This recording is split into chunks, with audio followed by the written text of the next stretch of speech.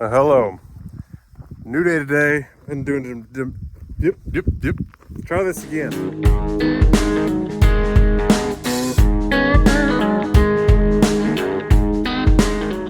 Been doing some different things. I just had to burn some boxes, and because it rained, so I felt good about doing that.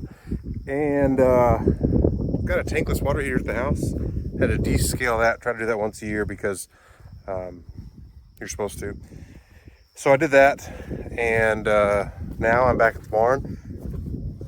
Yesterday, I told you we had that gin meeting. Sorry, I'm just checking the oil here. Gin meeting. They go over the financials and things for the year. Kind of rough for the gin. No, we did. The elevator did not take in a single bushel of wheat from last. This would have been thinking back. It's not this wheat crop, but the crop before in 22. Not a single bushel. So $0. It's tough to pay people. The cotton crop that year was also not good. Not very many people made a crop, so the gin didn't take in much cotton, which means didn't take in much money. Well, here's the deal about that. If farmers don't make a cotton crop, they have crop insurance, and a lot of guys took out a lot of crop insurance last year. The gin does not have crop insurance. So when the farmer gets all this money from insurance, the gin does not. The gin wants its farmers to farm and make a crop because that's how they get paid. So the two things that pay our co-ops bills, wheat and cotton, there was very little to none of that, and so not looking great. We're in a decent shape because we've got really good leadership up there, but this cotton crop, the wheat crop we just had was pretty good. It could have been great. It's got dry like it seems to be doing, but it was good. The cotton crop was looking so strong, and then it just stopped raining and got really hot for a long time. And now we got these rains, and no one knows. That's the consensus. No one knows what's going to happen with the cotton crop. We need a good crop because we're farmers. We're made to farm. And the gin is made to gin. So we need the cotton crop to produce, and we don't know if that's going to happen. So stay tuned. So left here, and all this technology stuff didn't work in when we updated this screen. So we went back. I made some phone calls. Dad did some research, which he's really good at, and he found some old software and some release notes that said if one of the booms, hold on, it's hot. Let me start the tractor.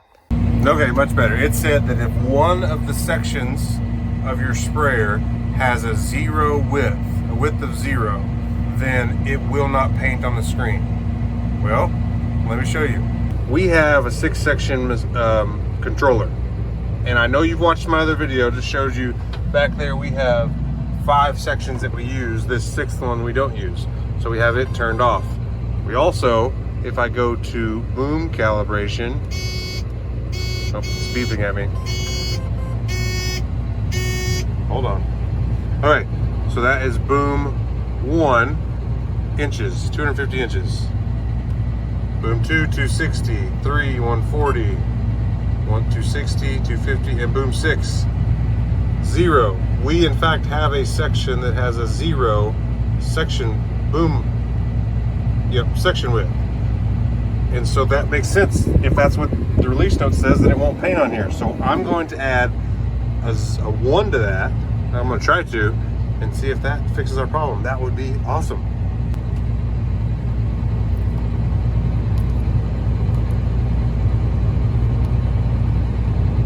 All right, moment of truth. I'm sorry that's doing that thing. When I'm just tricking the machine into thinking I'm actually spraying, the pump's not on. But when I turn on the pump, I should hear a beep and blue stuff painting on there.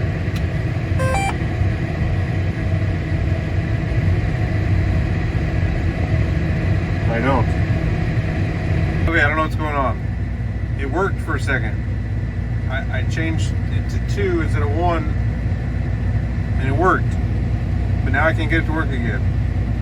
I think it's working. So I was going around in circles, and it'd spray every once in a while, and I figured out, I thought I was changing the numbers to 1, 2, up to 12 inches. I thought maybe a foot needed to be, or 20 inches. Our nozzle spacing, no rhyme or reason, nothing was working better. It just randomly worked. Then I figured I happened to look at the rate controller, and somehow that would jump up to like 0.5, and I noticed that's when it was starting to paint. So it wasn't painting when the rate was at 0.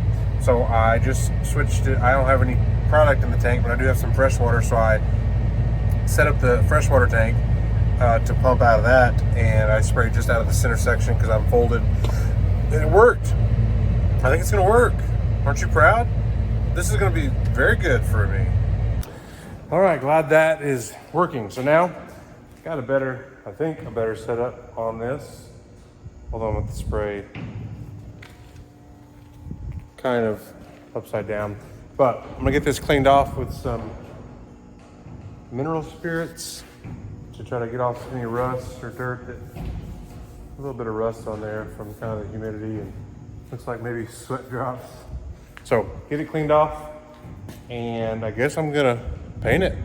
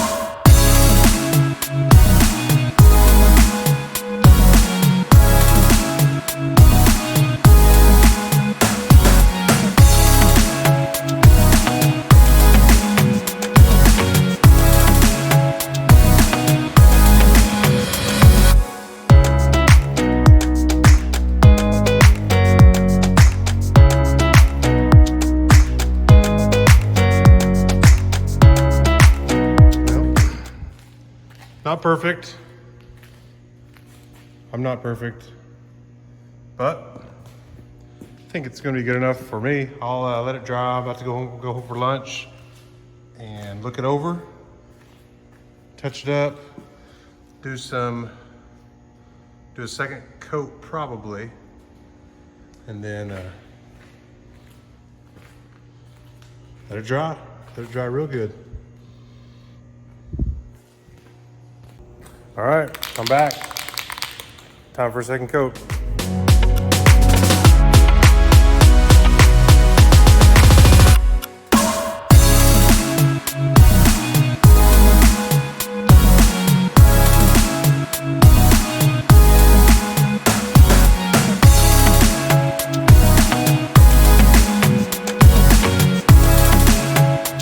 All right, second coat is done on that. So now I'm going to get the sprayer clean, so it's ready to go for whatever chemical I'm doing next, which will probably be Roundup for the wheat ground for sure. I don't know, cotton ground, TBD on if that needs a spray or not.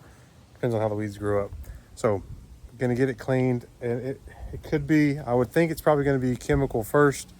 I'll probably put out some fertilizer for some of that, just that one place, early wheat that I'll plant here within the month. Last year I planted it October 14th, and it worked out well. The landowner got to graze some on it, and we made a pretty good crop even after that. So that'll be kind of what's on the docket. So I have some water. I put some water in the freshwater tank. I need to clean out all of the different things that pull dirty water through. So I'll have to prime the pump with the bypass and the agitator, and then this is the clean spray at the top. So I will open the back down there, let all that water come out. And so I'll flush the clean water through all those areas. I'll turn on the mix and fill stuff, get it cleaned. I'm kind of saying this out loud to you. It's helping me remember as I speak it. So once I get all those things done, then I need to take the nozzles off the end of each section, and then I'm going to blow out the rest of whatever water's left through the boom, clean them out. So then I'll be clean, pretty clean, fairly clean enough for what's next. Then I'll pull it around and I'm going to clean out all the strainers. Then I'm going to grease it, grease the tractor, be ready to spray whenever that comes.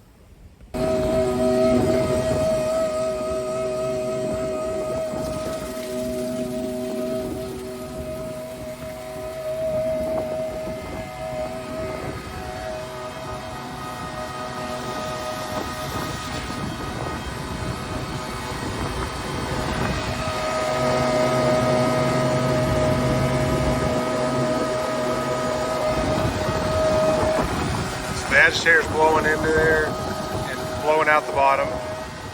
Let it run for a little bit.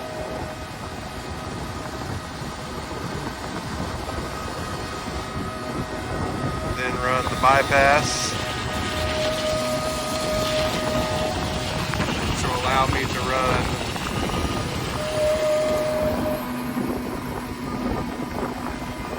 those two.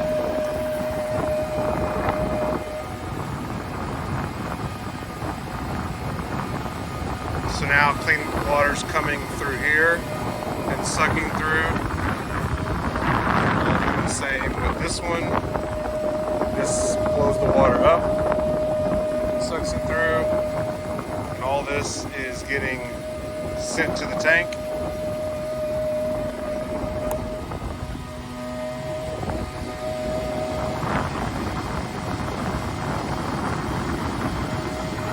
Now waiting for this to drain.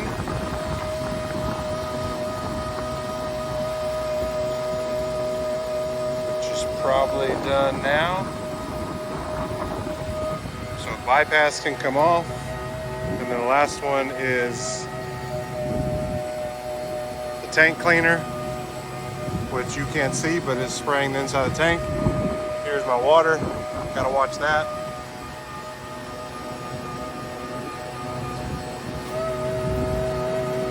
That is good. So I've rinsed through everything. Now I'll just let the rest of that water pour out the back, and then I will spray out all the nozzles. Just take all these out. Make sure I get the strainer.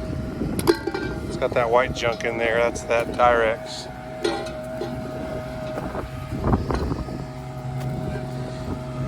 And the other end.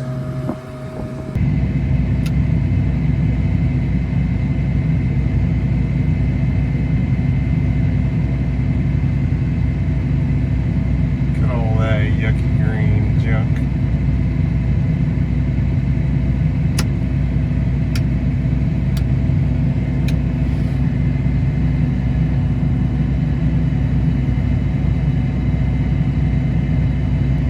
I'm just spraying all the sections now at the same time.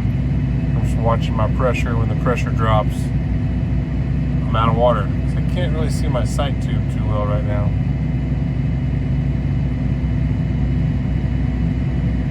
There it goes, just like that. All right, clean. I wasn't gonna show you this because you've seen me do this before, but look at that junk. Can't even see, just full of junk. Clean your strainers. So there's a slight chance of some severe weather tonight. And instead of coming to do this in the middle of the night or when I'm already at home and I don't want to come back, I'm gonna go ahead and get the sprayer in. Yeah, still had to be a little bit creative. I think, obviously I got the straight shot to get the sprayer in. Dad, I think he can get his truck in there. We have to drive over the forks of the skid steer. I'm not sure, but anyways, Get the sprayer in.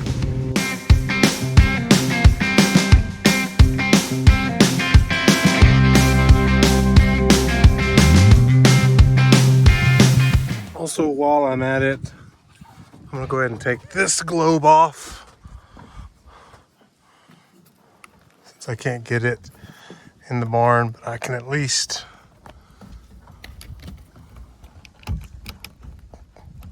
put this in the cab. I saw, this is hard to do.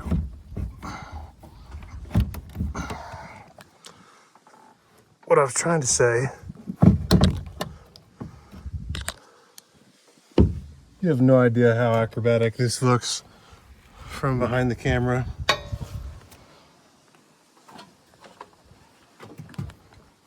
Just have to take my word for it. That was very impressive.